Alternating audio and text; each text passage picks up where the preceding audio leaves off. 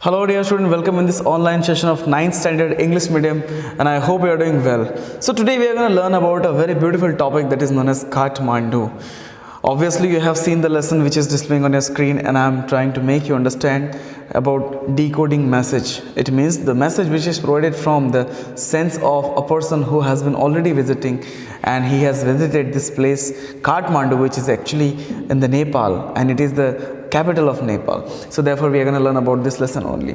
Now, do you like traveling, my dear student? Yeah, the question, obviously the most asked question and the most answered question also into the yes formation, the positive answer. So do you like traveling? The winter and we can say the writer, they both are going in the valley of tourism. It means that the writer Vikram Seth enjoys it very much. Why I'm recalling winter? You know winter because most of the travelings are done in the winter only because the atmosphere is so pleasant. It's so I can say marvelous. And if you go into the Himalayan foothills, obviously you're gonna learn and you're gonna get all the kinds of benefit there. And this story is all about that kind of sense of a person who has already visited this place, as I said you. Now, have you heard the places like Ajmer Sharif, then Madurai, Sanchi, Varanasi? Okay, apart from that, Sarnath, Konark, Habed, and all lots of kinds of places are there in India, and that's how today we are going to take one of the place from there, which is world famous place and also a place which is very relative with the Hindu civilization. Now, why I call the Hindu civilization? Because one of the temple is also there, which is already worshipped and visited by lots of Hindus, though it's not in India. So, as I said you, today we are going to learn and understand the Kathmandu, which is also one of the famous place of Nepal.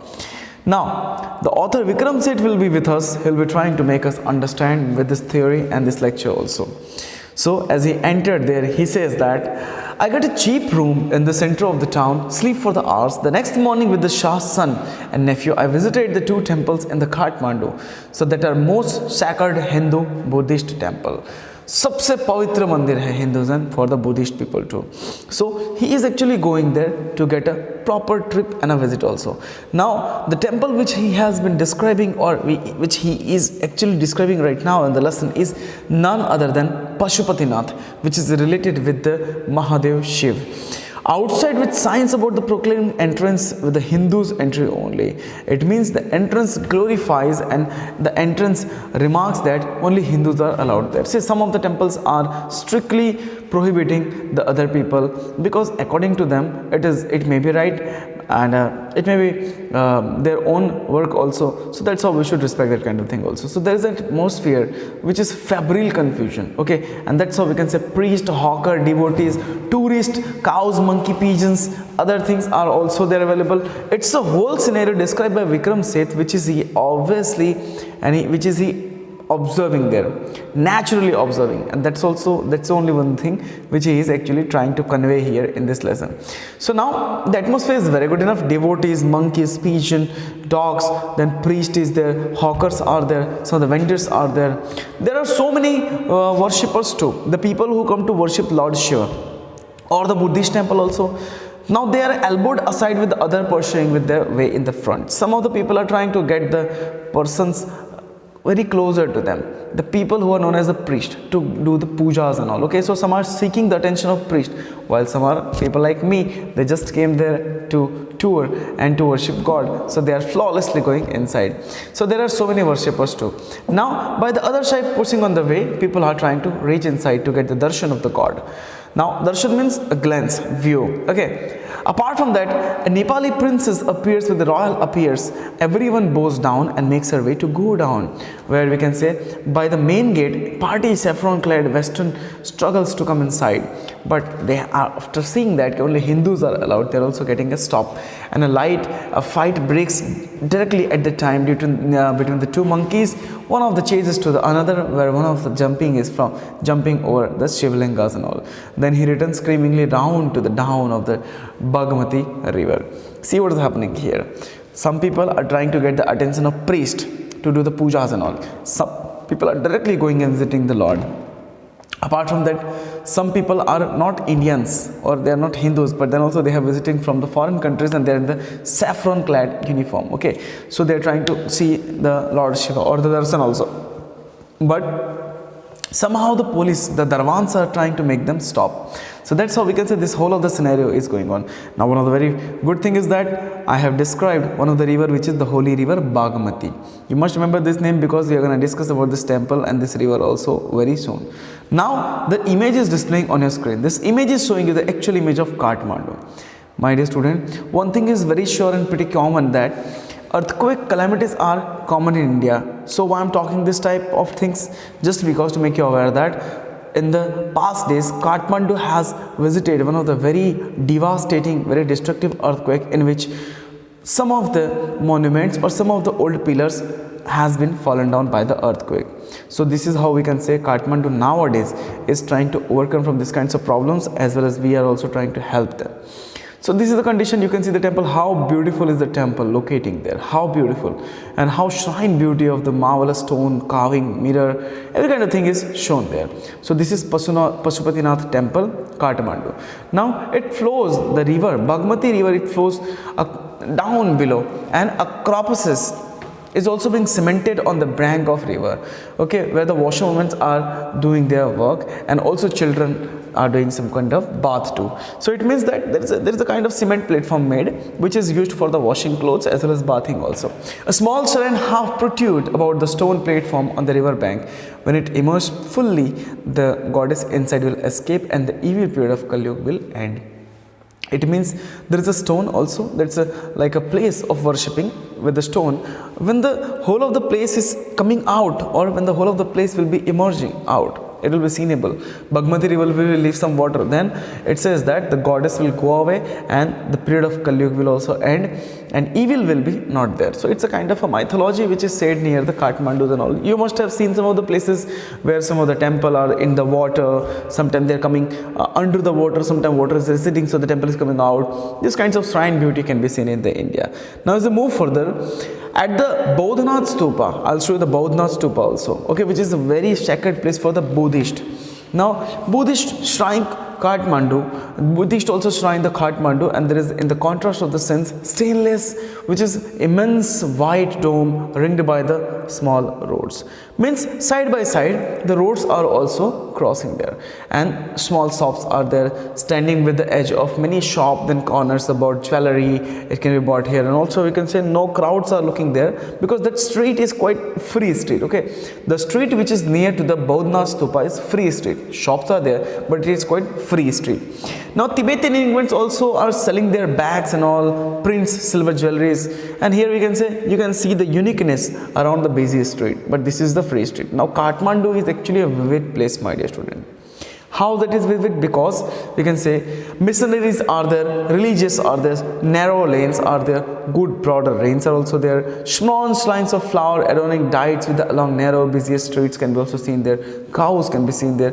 Every motion of the Kathmandu is locating with the ancient culture, where you can find fruit seller, hawkers, you can find postcard sellers, then shop selling like western cosmetics, apart from that film rolls, okay, chocolates, copper utensils, Nepali antique things which you can keep at your home for the decorations. The film songs are also, you can hear the film song too there. One of the shopkeepers are making to blow his radios and film songs and all. Other side you can feel the car horns too. Bicycle tring sound, then car horn is also there, and we can say stray cows are also moving there. So this street is quite a pretty busy street, but the street or the road which is surrounded at the Bodhanath Stupa is quite free street. Now you can also see the cows, which are stray cows, just roaming cows and dogs, okay. So at the motorcycle, sometimes they look, sometimes the motorcycle horns them, and sometimes they give a side, sometimes they don't. So vendors are also shouting on their wares. Sometimes, you know, the vendors are shouting to make their whatever things is that to be advertised out, whatever things they are selling, okay. So this is how we can see the Bodhanath Stupa. Now you can see this Bodhanath Stupa of Kathmandu. How nice is that? And here you can easily see that the eye is also made to look after. So such a nice figure is this. It's really a very good figure. So whenever you are getting time, you must go and visit. I'll also try my best whenever I'm getting time. I'll go and visit out here.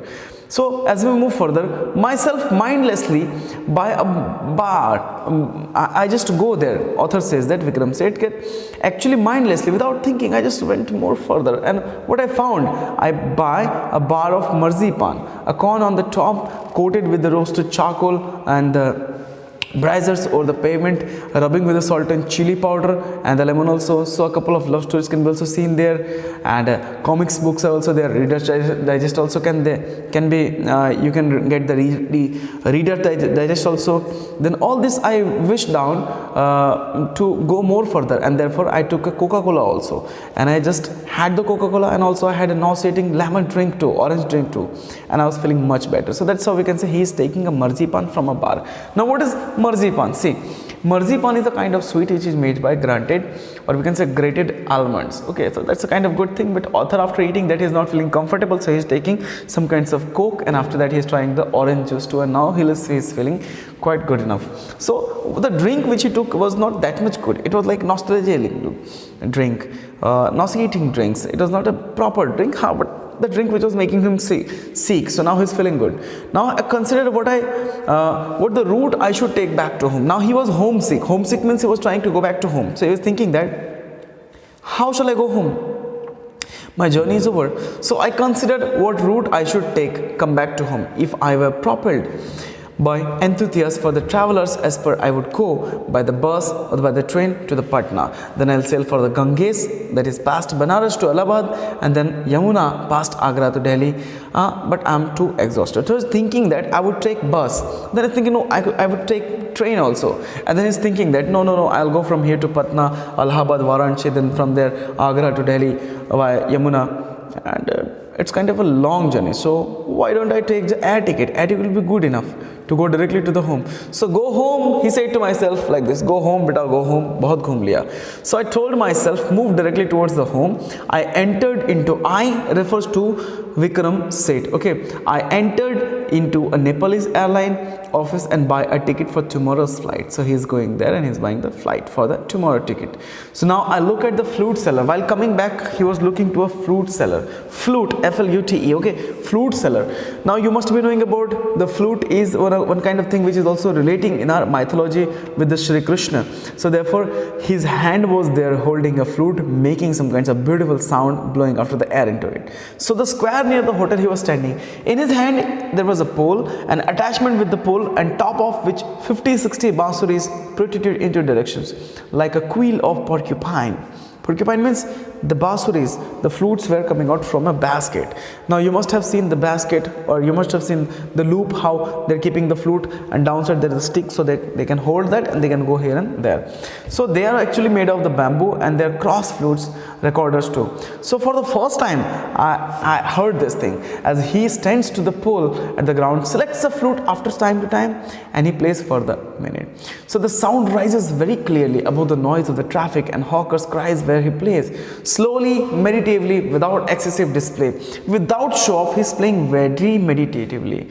Though there is a crowd, though there is a sound, though monkeys are running in there, but then also author is disconnected by this crowd and is connected with the only music of flute, and he says that then also this street is busy and all, then also the flute seller is trying to show his magic by the flute. Sometimes he breaks, sometimes he sits, sometimes again he starts selling. So I imagine that he has been patterned this thing for the years. लगभग यही काम वो पूरे कितने सालों से करता आ रहा होगा. So that's a kind of a condition. I found it difficult to tear myself away from the square. अब वहाँ से दूर जाना लगभग मुश्किल हो रहा था, and I was not able to go because the flute music always does to me. It always attracts me. And it is the once most universal sound, most popular sound, the particular sound that there is no culture in the world who is not having any kind of flute. The reed, ney, and the recorder. So that's how we can say Japanese shakuchai is also one kind of deep basuri, as well as we can say Hindustani music is also the classically attached with the flute and all. So that's how we can say breathless flute can be also seen in the America too. So that's a condition. In the high pitched Chinese flute he has been also hearing, and he has been also mesmerized by that kind of culture. So each had its specific fingering, compass, and also it waves with the own associations. It means he's telling that all the flutes are different, they all are differently played, they all are differently producing decibel sounds, but they all are having one common thing, the power of attraction. They attract everybody, and this is how he is actually attached with the flutes. So that I can be so affected, he says that I can be so affected by the few familiar phrases on the basuris occasions that I have actually returning back to home, but since I have heard the flute, I am still remembering the tune of the flute. So I have hardly noticed that such details, and certainly I have actually invested them with the significance what I can do. So this is actually one of the lessons which guides you and tells you the detail theory related to the Vikram Seth, and also it guides you that how beautiful and nice can be this world, how beautiful and nice can be the pilgrimage places, how beautiful and nice can be the lifestyle of the common people also. So my dear student, whenever you visit any place, whenever you go any place, whenever you try to get a tourism into your lifestyle, you must follow some rules. Watch the detail into the general people, and also do not litter or pollute any public places or any places which are related to heritage. Do not try to climb over the monuments, and try to maintain the originality also with the discipline. This is only the fun which we can go with. So see you there in some other lecture. I hope this lesson was interesting and very helpful to you. Take care, keep smiling, and whenever you get some time, always try to go and visit, explore India. Before going and visiting out of India, you must explore India. That will be much better. Jai Hind, Jai Bharat.